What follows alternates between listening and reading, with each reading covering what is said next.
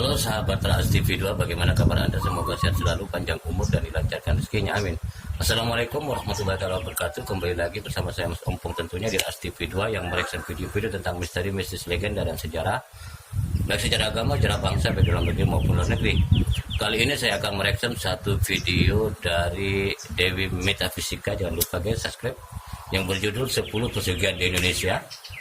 Bagaimana tentang videonya? Mari kita nonton bersama, nyimak bersama, mari kita mulai. Mari guys. 10 jenis pesugihan di Nusantara. Sebagai informasi di video kali ini, saya akan share berbagai jenis pesugihan yang ada di Nusantara. Pada dasarnya, jenis pesugihan sangatlah banyak. Akan tetapi di sini akan diuraikan 10 jenis pesugihan yang cukup populer. 1. Ngipri. Salah satu jenis pesugihan yang cukup terkenal di kalangan masyarakat luas. Cara pesugihan ini adalah pelaku merubah wujud menjadi hewan sesuai dengan perjanjian awal memperoleh pesugihan, seperti menjadi babi, ular, monyet, kucing, dan lain-lain. Yang kedua, pesugihan Nyi Blorong. Mempraktekkan ilmu pesugihan jenis ini bisa menyebabkan seseorang kaya mendadak. Wujud pesugihan ini berbentuk ular yang bersisi emas.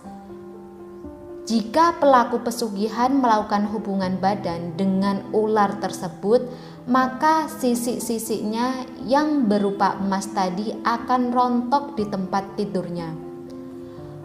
Konon, sebagai balasannya adalah ketika pelaku pesugihan meninggal, dia harus menjadi budak dari Nyi Blorong. Yang ketiga, pesugihan Nyai Puspo Cempoko. Jenis pesugihan ini sangat terkenal di Jawa Tengah, lebih tepatnya di kota Rembang dan sekitarnya.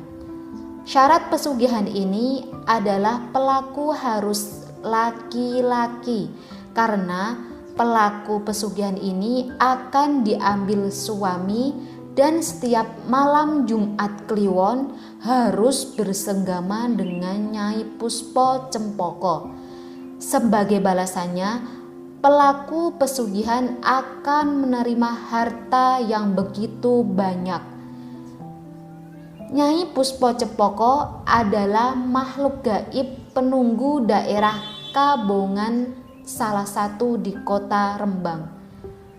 Di daerah tersebut hawa mistik akan sangat kental. Banyak orang yang sering datang untuk melakukan ziarah dengan tujuan tertentu. Yang keempat, pesugihan lereng Merapi. Pada zaman Mataram kuno, Panembahan Senopati, nama Raja Mataram, memberi mandat kepada seorang sakti mandraguna yang bernama Kerincing Wesi. Pada satu waktu, Kerincing Wesi berubah menjadi raksasa karena telah memakan telur naga Kiai Jagat. Untuk selanjutnya, dalam menjalankan tugas menjaga Merapi, dia diberi hadiah tunggangan berupa gajah yang raksasa juga oleh Panembahan Senopati. Setelah beberapa tahun, gajah itu mati dan dikuburkan oleh Kerincing Wesi di suatu tempat.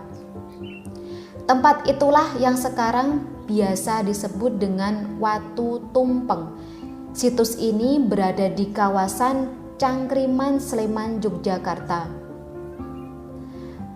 Banyak para pengunjung yang datang dari dalam dan luar kota untuk berziarah dengan tujuan tertentu, dan banyak di antara mereka yang membawa sajen berupa kemenyan, jajan pasar, dan lain sebagainya. Yang kelima, pesugihan Munding Seuri. Pesugihan ini terletak di kawasan Gunung Gede, Cibodos, Jawa Barat.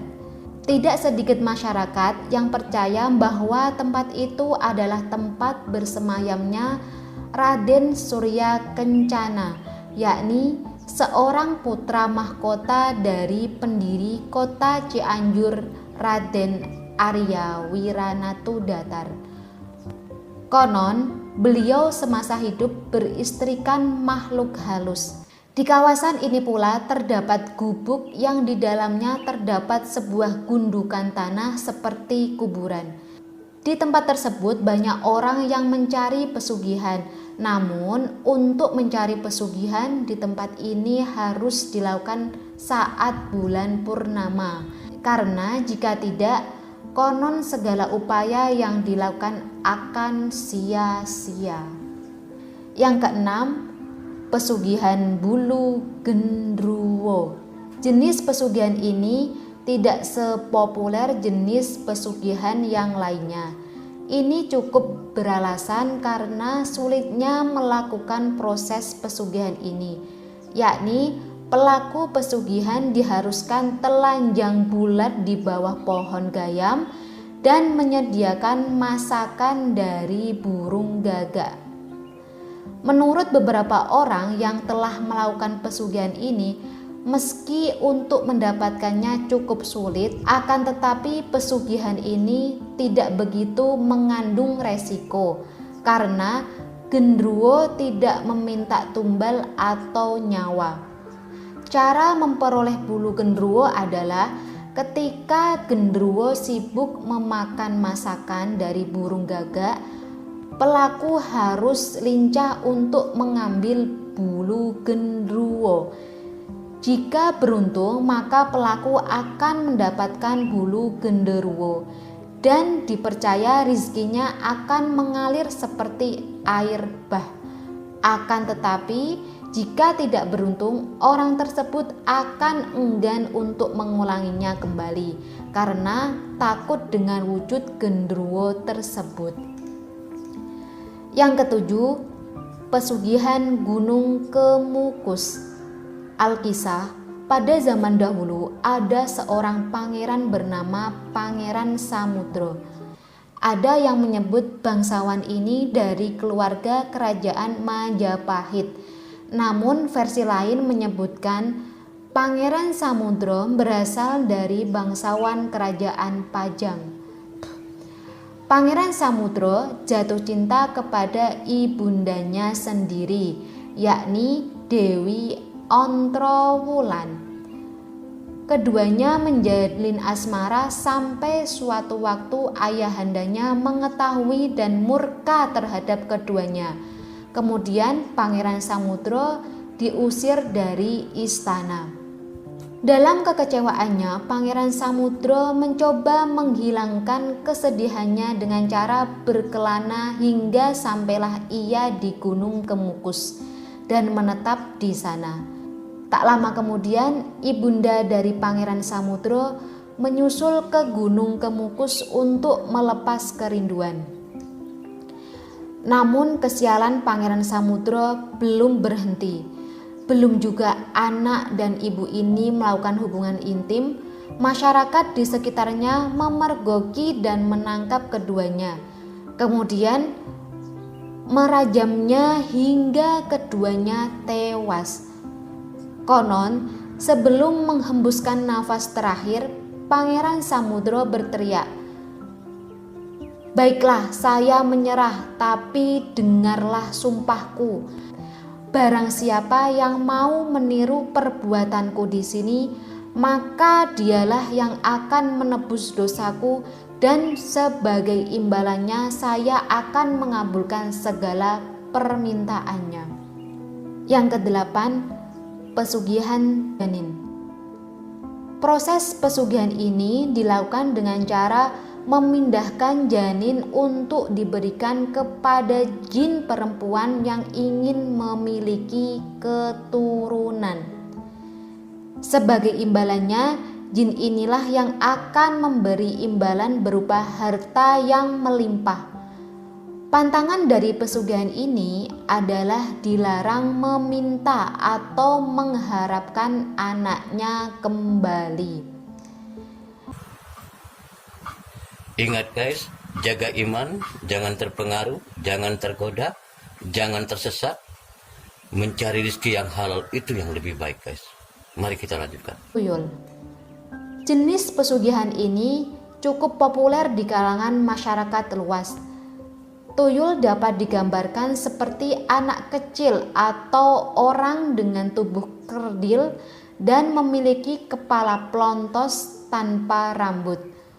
Untuk alasan tertentu, seseorang dapat melihat tuyul. Pada umumnya, motif memelihara tuyul adalah memanfaatkan untuk mencuri uang.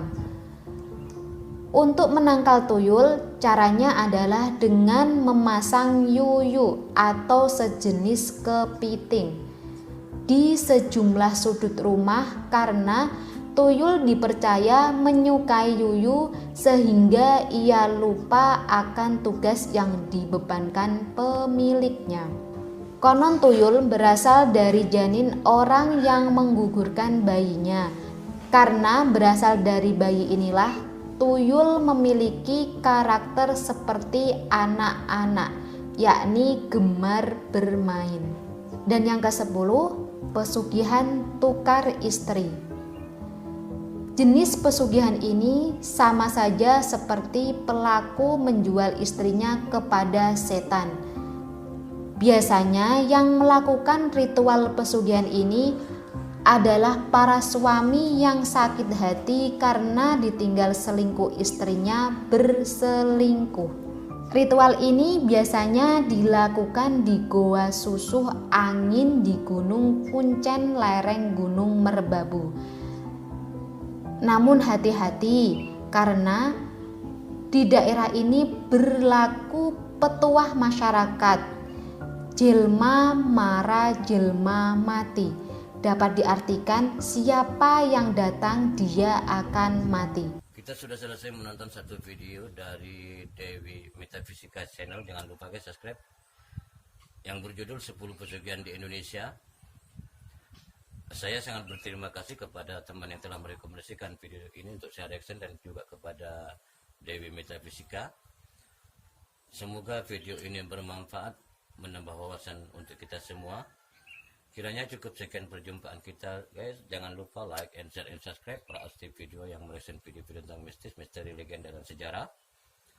Kita bertemu di video berikutnya. Wassalamualaikum warahmatullahi wabarakatuh.